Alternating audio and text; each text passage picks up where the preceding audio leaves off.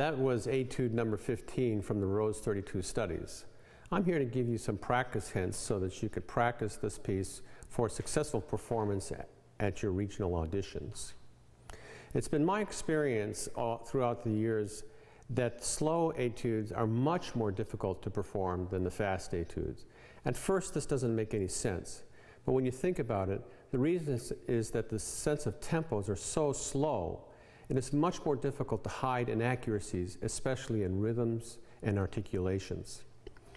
And because you're spending much more time on a single note as you're playing, tone quality and musical shape of the melody becomes very important in order to make the piece interesting.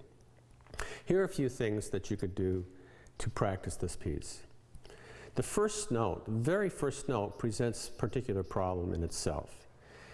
What you're going to find is that you've got one of the stuffiest notes on the clarinet, the low B, which is all fingers down.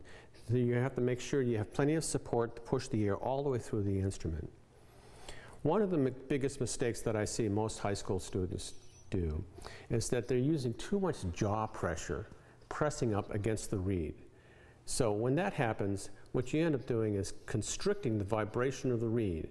And that is actually exacerbated when you're sitting in front of a panel of judges. You get more nervous and you bite up even more. And that first note is just not going to speak for you. To combat that, you need to make sure you practice with a good embouchure. Good embouchure is one where the lower jaw is actually down and out of the way, supporting the reed with only muscles from your lips so that you're not biting up on the reed. You keep your jaw down, you'll have the chin that's very pointed, and the very front part of your embouchure is really flat, like this. Another good aspect of a good embouchure is the support from muscles on the side.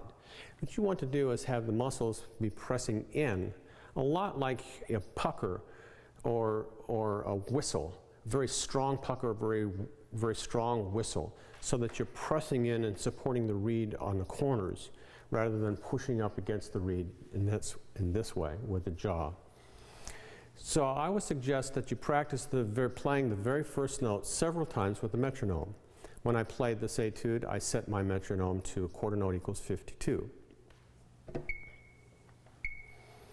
So just so that you get the very first note to speak exactly every single time, make sure you work on your form of embouchure, and you slide the mouthpiece directly into that embouchure, and then you articulate the beat, just the beat.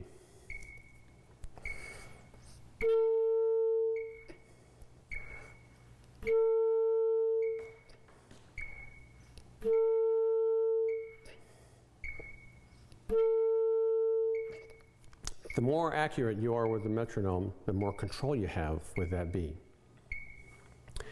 Having the good rhythm precision is also very important in this, so that what you're going to need is your metronome once again, and then in your mind subdivide the beats into groups that are pertinent for whatever you happen to be playing. For example, when you look at the rhythmic event on the first beat of the second measure, and you compare it to the rhythmic event that's on the first beat of the fourth measure, you'll see that there is definitely a difference, and you have to play that difference. The first one, in the second measure, is the eighth note in the first beat is followed by two dots. That delays the second note after that as a 32nd note. And then therefore the beat has to be subdivided into groups of 8 to make that second note fit exactly to the eighth note, eighth subdivision. In the fourth measure, you have a single dot after the eighth note, which is followed by a 16th note. That subdivides that beat into groups of 4, so that the last note, the second note, is lined up exactly with the last 16th note of that subdivision. Here's where a metronome is going to be coming very handy. In this metronome, I have the capability to subdivide the beat. So what I have here is a number of subdivisions.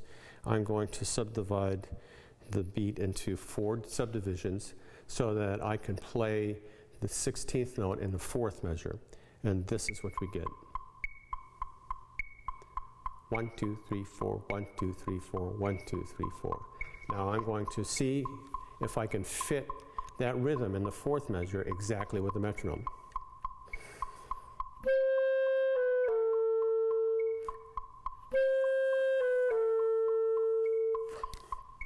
For the rhythm in the second measure, you want to subdivide the beat into groups of 8.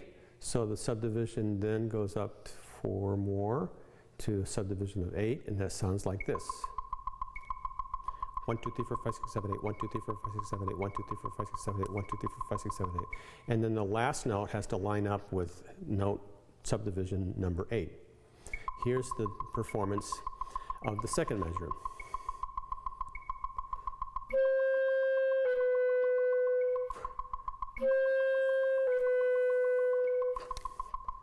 Make sure you play these according to how they're written. There are several instances of this happening in various conditions. One several times with the double dotted eighth note and a few times with the singly dotted eighth note, and you have to make sure that you perform that difference. So that's about what I would recommend for you.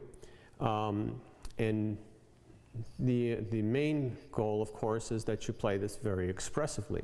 Now, I would suggest that you take a listen to the performance that I just played for you and copy down the dynamics as you hear them into your music, and that will give you an idea of how each of the melodies will flow. Good luck, and I hope you do well.